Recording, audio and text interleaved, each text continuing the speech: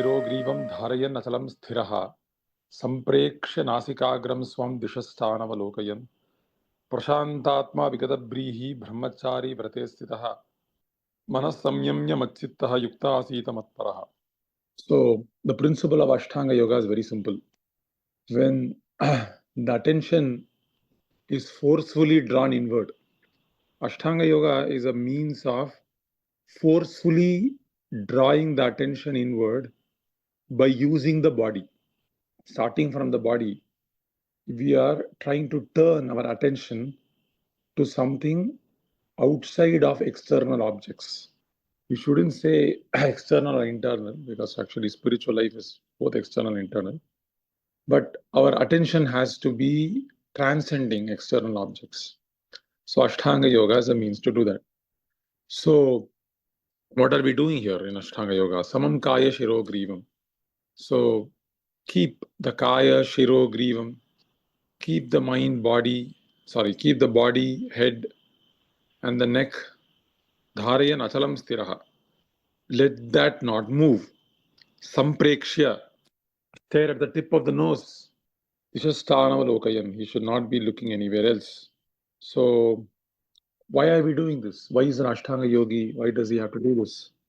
The reason is, when we are absorbed in activities of this world, usually 99.99%, when a person is engaged in external activities, he cannot realize the finer dimensions of what he is. We usually worry about what to do next, and we usually worry about what are the obstacles to what we want to do next. Will we attain that fruit or not? Who's going to stop me? How can I overcome my current problem? This is what most people's minds are on. And not to say, when we have a family, naturally the amount of things we have to think about grows further beyond. So when we sit down in one place and we can actually think of the Lord, even if not of the Lord immediately, actually Ashtanga Yoga doesn't start by thinking about the Lord. The goal is there, that's the conclusion, yes. But if you focus too much on that, then we won't be an Ashtanga Yogi. You don't want to be an Ashtanga Yogi, that's there, but I'm saying. An Ashtanga Yoga is for someone who's very doubtful, but he is having some faith. Of course, that there also Ashtanga Yoga also requires faith. But while we have that faith, we sit down in one place and draw the senses gradually. So now what Krishna is talking about in these two shlokas are the Yama and the Niyamas. What should one do and what should not do? So what should one do? Sit in one place, be in isolation, not look anywhere else. So in this way, Krishna is giving certain do's. And what are the don'ts? Brahmachari vrate sthitaha. He has to be celibate. He has to be without any fear. Vigata dhihi. He must be free from all fear. And his mind must be controlled. And he must have me as the ultimate goal. In this way, Krishna is having some to do's and don'ts. Because without a strong do's and don'ts, the body will not have the capacity to sit in one place for a long time. So for everything, actually, for all forms of yoga, one thing is very important, and that is determination and fixedness of purpose. That's required, because the most difficult thing in the whole world is yoga. Any yoga, very difficult, because ultimately we are disconnecting from everything. So when we are working, no one is saying you should not look at the phone. No one says you should not maybe go from one tab to another tab. There is multitasking is allowed always.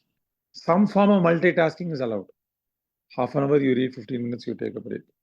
Some form of multitasking is always allowed to some extent. But yoga is very difficult because you're basically saying no multitasking forever. And that's too much for the living entity in the mode of passion.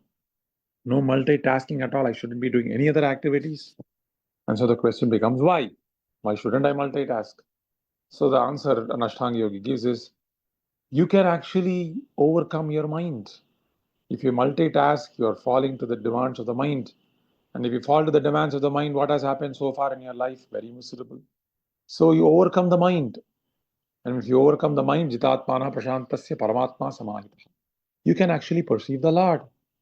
And if you perceive the Lord, all your difficulties are gone.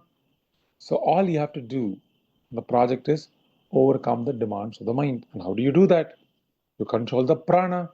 And how do you control the prana? First of all, you control your posture. How do you control the posture? First of all, you have some do's and don'ts. If one is not following a pure lifestyle, one cannot sit properly. We could see that. People who don't follow a good lifestyle, they find it very difficult to sit in one place. But someone who's following a good lifestyle, he can sit in one place for a long time, mechanically speaking. And so there is Yama, Niyama, Asana, Pranayama, Pratyahara. So when the breath is controlled, then automatically the mind can also be controlled. And when the mind is controlled gradually, one's illusion will be exposed. Illusion is exposed. The mind becomes slower. The mind becomes more conscious. The mind becomes aware that actually what the illusions are, what is me, what is mine, what my attachments. Because the mind sometimes confuses. The mind says, I love you. But when you say, I love you, it's actually a crutch sometimes, most of the times. Or we have some fear, or we have some expectation. So the mind, most of the time, misassigns verbiage. It thinks, I love you, I love this thing, but actually, it's actually in bondage. It doesn't realize whatever it calls love. And we think, I hate something. But maybe that hate is because of our laziness. And actually, we might not hate it if we were a little more patient. So, in this way, the mind is absorbed in many illusions, so many misapprehensions. So, all these are exposed when one actually, when the mind is becoming quiescent, when it actually becomes more quiet. And then gradually, the mind, which until this point did ahar of this world, then it becomes pratyahar. It again comes back. It doesn't go back to this world, comes from the world and then fixes itself in its own self. Krishna saying, Yato yato mana nistalati sanchalam astiram, tato tato niyamya atmani eva vasham nayet. You bring it back to yourself. So everything that I have believed to be myself, my interests, my passions, my love, my hate, everything becomes a question mark now. How so? Because the mind is no longer absorbed in this world. You're trying to take away the mind from the world to the self. In this way, we find more and more of who we are. And gradually, pratyahara, dharana, then we'll be able to fix our attention in one place. And gradually, we will move closer and closer to the soul. And then, gradually, if we have a benefit, if we have a grace for devotee, then we might even understand devotional service. Ashtanga Yoga, in most cases, is impersonal.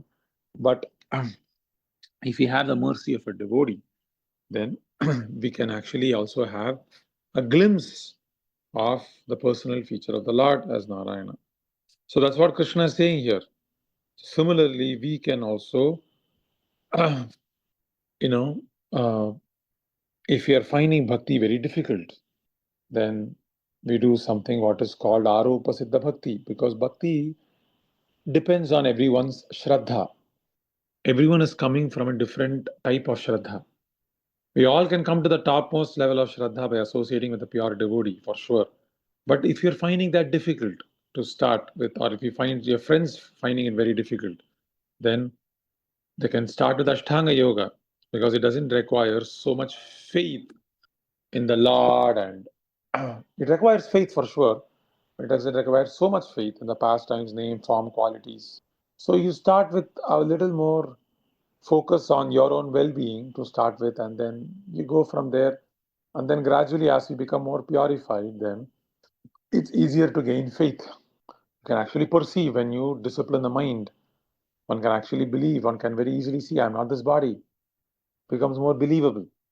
Then Bhagavad Gita becomes more reality. So in this way, some people have Bhakti Shraddha, Bhakti Unmukhi Shraddha. Some people have Laukiki Shraddha. In this way, different people come from different Shraddhas because of their different backgrounds. So if you're finding that I'm not able to depend on the Lord 100%, then okay, start somewhere and then gradually come to the point. That's also fine. We don't need to think that this is bad or it's okay. So I know personally many people who find bhakti very difficult and they lose faith in the process of Krishna consciousness altogether because they find bhakti very difficult to have such a level of shraddha in the lotus feet of the Lord. It's not difficult actually, it's pretty simple. But difficulty and not difficulty, I mean, not difficult all comes from one's background. So, but Bhagavad Gita opens itself to many ways we can actually come to the Lord. But ultimately, the point is to come to the Lord. I'll stop here. Any questions or comments are welcome. I just have one quick question, Prabhu, on the last statement you just made.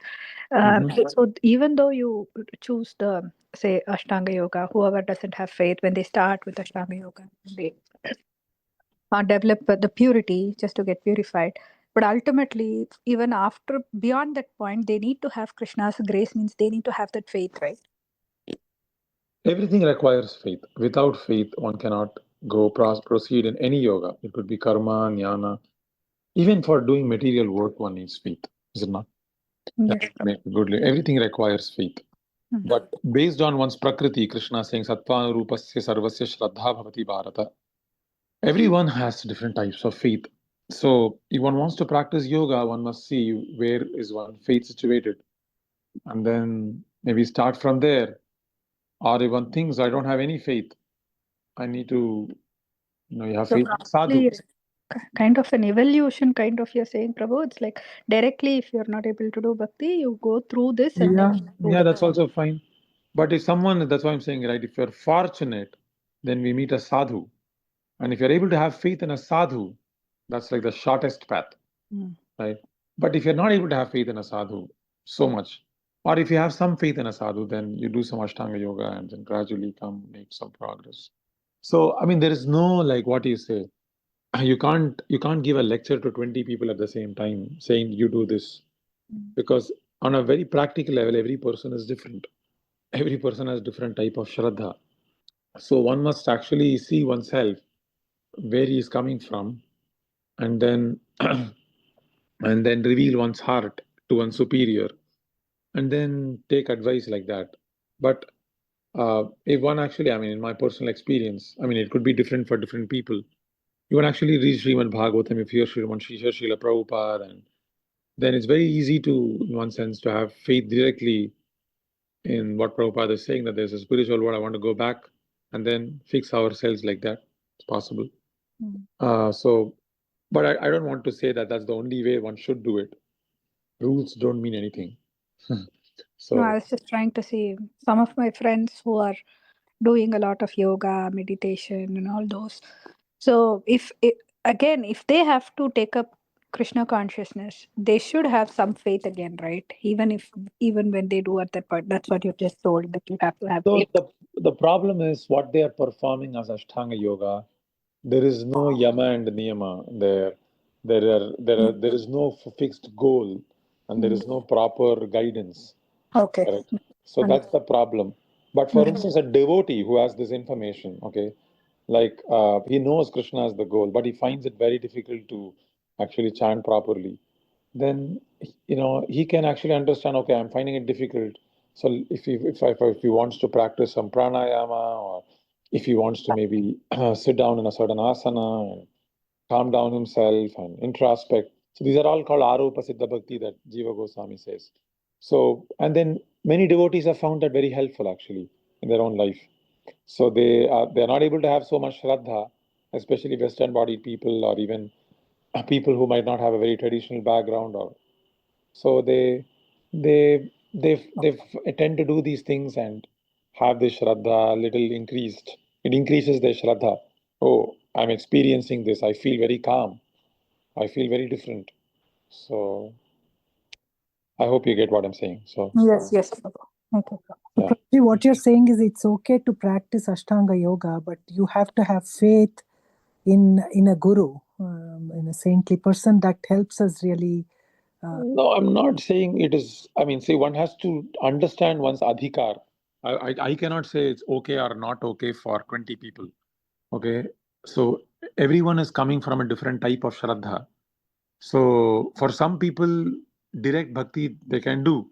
For some people, Arupa Siddha Bhakti is what they need. Arupa Siddha Bhakti means we are doing that already, right? Like for instance, if we are asked to do bhakti 24 hours, from morning to night, we find it very difficult. So we need some material work. Or some people require some understanding of jnana. No, I'm going to leave this body. This material world is temporary. It's in one sense, you're basically having some jnana. And for some people, you require some Ashtanga Yoga, some pranayama, this, to understand actually I am spirit soul. Because bhakti becomes very difficult if you're not convinced about this fact that I'm actually this material, I'm the spirit soul. We need to know this fact. I'm actually part and parcel of the Lord. Sambandha jnana is very important. So the Sambandha jnana has to be practiced by sincere chanting. So I cannot say it's okay to practice Ashtanga Yoga to a common audience, but if some person is finding it difficult to practice Bhakti Yoga, and that is because of their lack of adhikar, through a good conversation with one sadhu, then it might be fine to practice, incorporate some elements of Ashtanga Yoga under the guidance. Because if they don't take guidance, some people completely veer off and they start associating with all these other so-called Ashtanga yogis, and they go completely astray, even from the devout service of the Lord. They forget the goal, right? So that's why I'm saying one has to take guidance. My point is that one should not give up Krishna consciousness because one is not able to have direct faith in bhakti. Is that clear? So Krishna consciousness is not like a one size fits all approach. So there is, one has to get guidance from a person, from a superior, to see why am I not able to advance in bhakti though I am chanting, right? Or why am I not able to chant? So one must put honest questions before one superior. And if the superior feels that, okay, this person comes in a different level of Shraddha and he practicing this way might help him further, then he might guide that person accordingly so that he can actually not led astray and fulfill this path. Because whatever Krishna is saying in this chapter of Ashtanga Yoga is very practical for us. You see? So, brahmachari vrate sitaha, shuchau deshe pratishthapi. It's very impractical, honestly speaking. So, if we have to incorporate it 100%, it's very late. I don't want to go further. But I want you to, through this conversation, I want you to understand something called nuance. Okay. Thank you, devotee. Hare Krishna. Thank you, I Prabhuji. think Hare I just Krishna. have one point to add here, Prabhuji. So Hare it's Krishna. for us to really be focused in Bhakti Yoga, having to depend on Ashtanga Yoga. I mean, too many things. You don't want to get into million paths and get lost, like you were explaining, Prabhuji. But having yoga as a guiding light to be focused in Bhakti Yoga is, I mean, would that also cause too much confusion? So one must depends on where we learn those elements from, right? Oh. So if one wants to practice some ham pranayama or something like that, that's fine. Mm. So, but if one wants to even practice asanas, that's also fine. But one, it must be done under guidance. That's all I'm saying. So one actually understands where does this practice fit in my bhakti. You must make it very clear. Just like one can have a car, but he must have a very perfect understanding of where this car fits in my journey of bhakti. So in car, he understands this is material, but with Ashtanga Yoga, one can actually start thinking that this itself is bhakti. You see what I'm saying? So because it's a little subtle, right? So which is why more careful guidance is needed. Because the whole process of advancement is to make the distinction between material and spiritual. Okay. So do it under guidance. So talk to your superior, whomever it is. And then if you are not able to advance by chanting Hare Krishna mantra systematically, you have to find what's the reason. Right? And if the adhikar is different for someone, then maybe to start, like for instance, Hari Bhakti Vilas mentions, performing pranayama as a starting point to do deity worship. right? So pranayama is prescribed by Hari Bhakti in Hari Bhakti Vilas, because that actually cleanses the mind to actually invite the Lord and perform one's worship. So that's why I'm saying one must incorporate these elements at the right time and the right place, so one can actually connect those elements to bhakti. Is that clear? Yes, Prabhuji. Yeah. Thank you so much for that, Prabhuji. Hare Krishna, Dandavat Pranam. Hare Krishna.